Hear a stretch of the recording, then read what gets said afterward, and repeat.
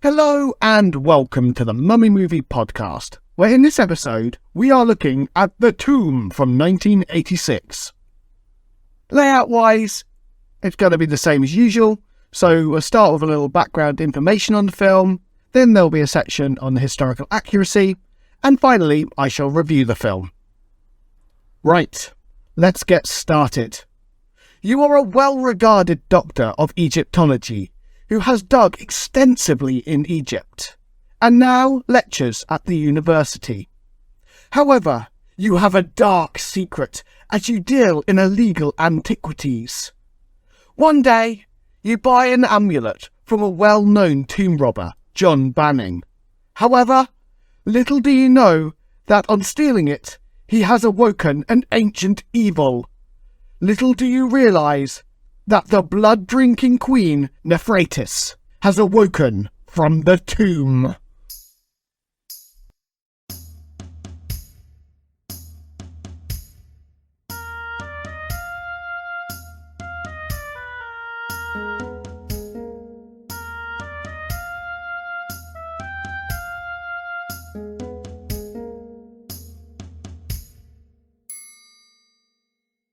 I shall now go over the background information on this film.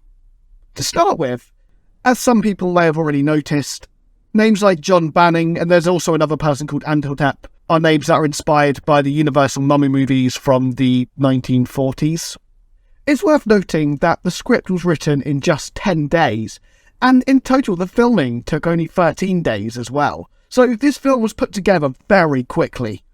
When it came to Michelle Bauer, who plays Nephratis, the main villain in the film, she was actually discovered by Fred Olin Ray, the director, when she won Penthouse Magazine's July 1981 Pet of the Month. When I first read that, there's a particular scene in the film where John Banning is running away from customs agents, and there's like a dog that starts running next to him.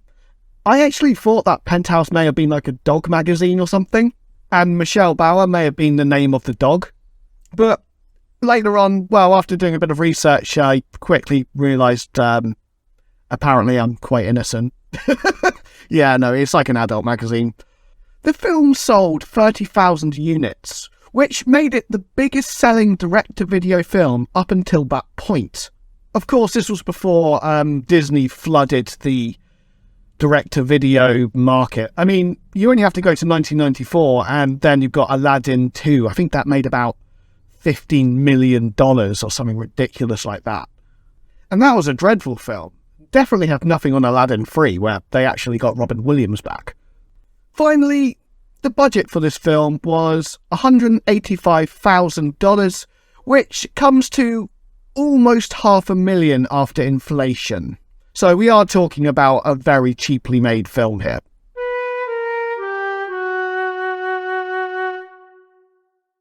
Right, now it's time for the historical accuracy section of the episode. So I'm just going to go over different parts of the film and see what's accurate, what isn't, and see how accurate the film is overall as well. To begin with, when they go into the tomb of Nephratis, it kind of looks a lot more like a medieval castle than it does an ancient Egyptian tomb. It even has a, like a portcullis gate, and also arrow-slit windows, which are those windows that archers used to fire through. So I don't know what they'd be doing in an ancient Egyptian tomb. However, although the ancient Egyptians didn't have portcullis gates, they did actually have arrow-slit windows for archers. They could be found in quite a few Middle Kingdom forts and things like that.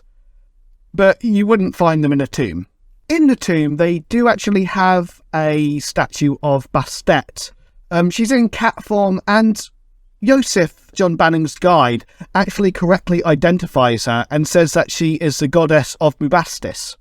Bubastis was actually the cult centre of Bastet, and in its current form, it's the ruins in the city of Zagazig in Egypt, which is about 80 kilometres northeast of Cairo. If you do want to look it up, bear in mind it's also called Tel Basta as well. And I will actually say, it is worth looking up. It's a really interesting site. It's even mentioned in the Bible. So, for instance, in Ezekiel, it's referred to as Bastet, I think it's pronounced. And even when it comes to Herodotus, who was an ancient Greek historian who's believed to have gone to Egypt, I personally think he did. There are a few people who dispute that.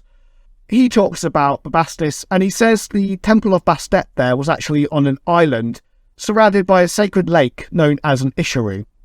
There is actually more evidence for this lake as well. So, for instance, in a papyrus from Brooklyn, which dates to the reign of Psamtik I, I believe, it talks about this lake and how a statue of Bastet used to be sailed around it.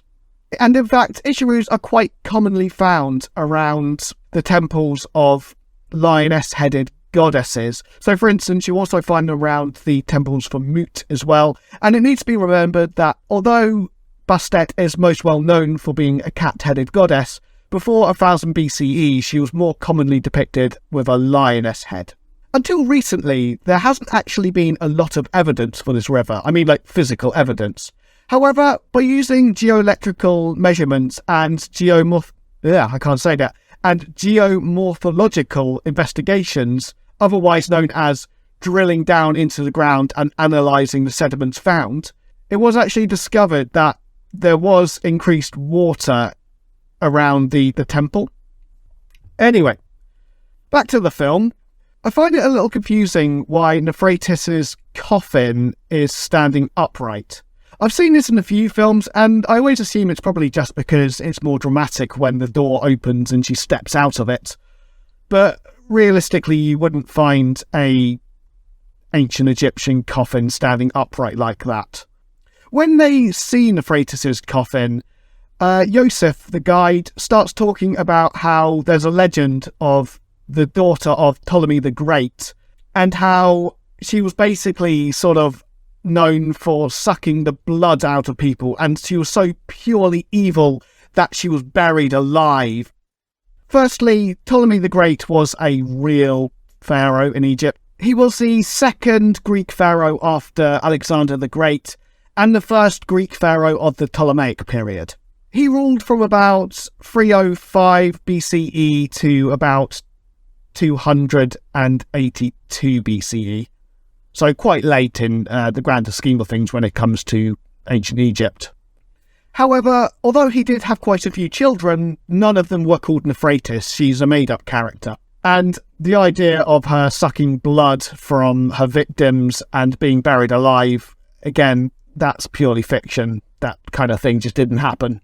Later in the film, Dr. Manners, who buys one of the artefacts from John Banning, says that the artefact he is studying is older than recorded history itself, possibly dating to before the Thinite period.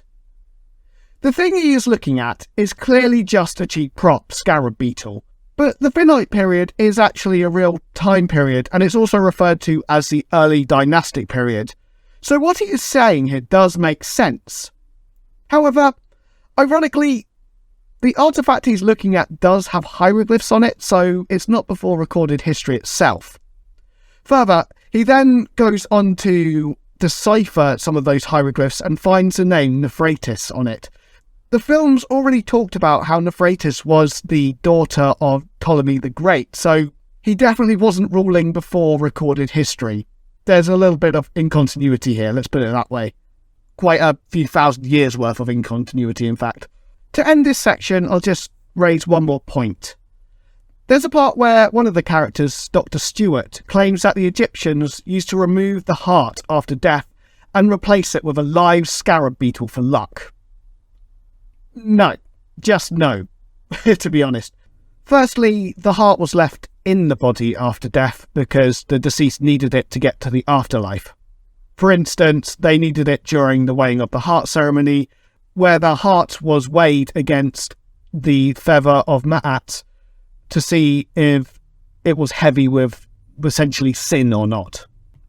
However, you did also get amulets which were called heart scarabs, and these basically went on top of the chest above the heart after mummification, and they had one of the passages from the Book of the Dead written on it called Passage 30b, I think it is. And basically, this passage was also used for the weighing of the heart ceremony, and essentially told the deceased's heart not to betray them, not to give evidence against them during the weighing of the heart ceremony.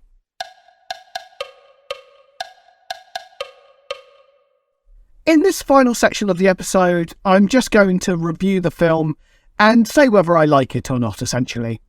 So, to begin with, I found the opening to this film quite exciting. So it opens with a jeep driven by John Banning jumping over a dune in the desert as a plane flies above, shooting him. On top of that, the music, it's quite sort of cringy and generic Egyptian-y music, but done in quite an 80s style, which I will admit I'll always have a bit of a soft spot for. So I quite enjoyed that. And in general, the character John Banning in this film, although he's not a particularly nice person, I do think he's quite colourful.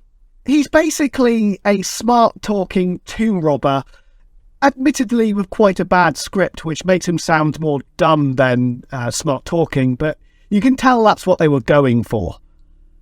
I will say, though, the thing I found funniest about him is that in about 80% of the scenes he's in, it starts with him opening a beer.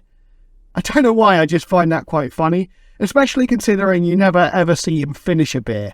Normally it's either like shot out of his hand, or he's smashing it over someone's head, or, he gets punched across the face and he goes flying across a room. I don't know, it just does add like a bit of colour to his character, I suppose. I also really liked the character of Nefretis in this film, although admittedly not really for the right reasons. I just kind of found her quite funny. Like, for instance, when she comes out of her coffin for the first time, she's supposed to be over 2,000 years old, and yet she's got a 1980s hairdo, and also she's just got fangs for some reason. It feels quite clear that they've taken more inspiration from vampires than they have actual mummies. There's also this phenomenal scene when the film moves away from Egypt and goes to America. You basically see a plane landing, and then it's revealed that Nefretis was on it. So presumably she'd had to get a passport and she'd had to go through customs and things like that. The idea of this ancient Egyptian queen who's raised from the dead just sitting on a plane for a few hours is quite funny to me. And it's even better when she gets to the cab to take her to her destination, because you notice she's also dyed her hair as well and made it look even more 80s somehow. In general, I actually quite like the feel of this film. It kind of comes across as quite Romancing the Stone-esque, if you've seen that film, or maybe a bit Indiana Jones-ish. One part I kind of did touch on a little bit in the historical accuracy section. There's a part where Nefretis puts a scarab beetle on John Banning's chest, and it kind of burrows into his skin and sits by his heart. This gave me very The Mummy 1999 with Brendan Fraser vibes. Like these scarab beetles that Evie says eat you very, very slowly, and then whenever you see them eating someone in the film, they basically devour them in about 2 seconds flat. I mean, here it's a little bit different because it just burrows in and sits by the heart, but I do wonder if The Mummy 1999 took some inspiration from this film in that regard. Unfortunately, the film seems to lose its early momentum in the second half, and basically around this time, David Manners, I suppose he's kind of the main character, he starts investigating the death of his father, and the whole film just slows right down. Up until this point, I found the bad acting to be weirdly charming and quite comical, but in the second half, it came across as more kind of annoying, and it did show up how poor the script was as well. Also, there were a few instances that really showed up how quickly the script was written and how little thought was put into it. So, for instance, quite a few of the Egyptologists in the film keep saying that Nefretis is a name unknown to them. But then it's revealed that she's the central figure in a well-known legend about her drinking blood, essentially. So, it doesn't make sense that her name would be unknown to them. The reviews for this film were pretty poor, and even modern ones are pretty awful, to be honest. So, for instance, on IMDb, this film has 3.4 out of 10, and on Rotten Tomatoes, although there aren't any critical reviews, The public reviews give it 15 out of, 100, essentially 15%. I will admit, for myself, I'm split on this film. I actually really want to like it, and if the film had maintained that early momentum, I think I would have, because I really enjoyed the first half of this film. But the second half just brings it down so much, and by the end, I just didn't really care.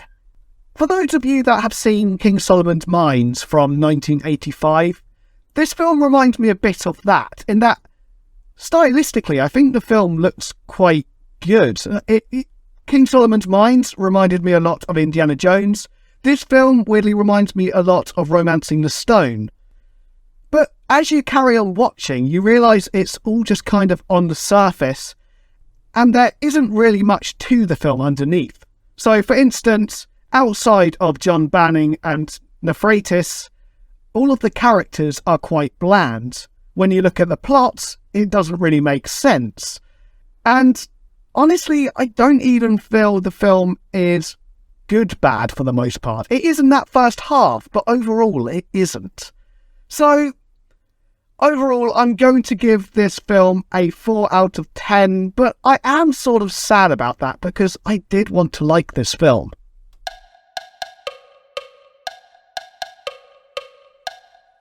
Thank you very much for watching this video. I certainly hope you've enjoyed it. If you have, please do consider liking, subscribing, leaving a comment. It really does help this channel. And join me next time for, well, a very different film, as we shall be looking at the Disney Channel's Under Wraps from 1997. I hope you all have a fantastic week, and see you then.